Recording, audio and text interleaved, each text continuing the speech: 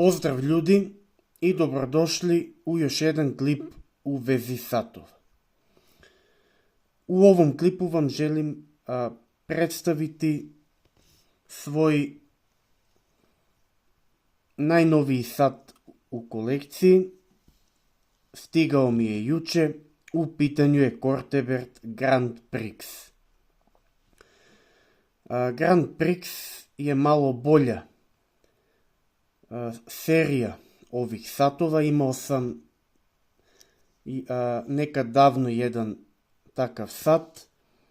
Mislim da sam vam taj sat predstavio u onom klipu koje sam sve satove prodao, pa želeo sam da imam jedan Grand Prix ponovo u mojoj kolekciji. U pitanju je vrlo elegantan sat. Prečnik sata je 36 mm, ovo rastojanje je nekih 41, rastojanje između ušica je 18 mm. Inače, jako puno volim ovakve satove koji nemaju sekundaru, već imaju samo kazaljku za sate i minute i nemamo ovih podelka za sekunde.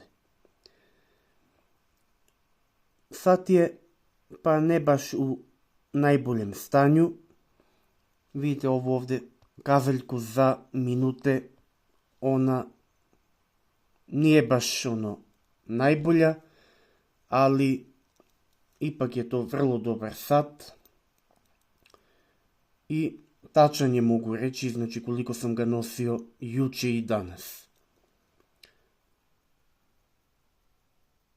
Uskoro će biti još jedan sat u mojoj kolekciji, jedan Kronel.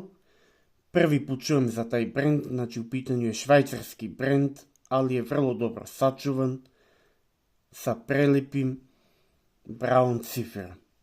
Očekujte uskoro i taj klip. Pozdrav, svako dobro!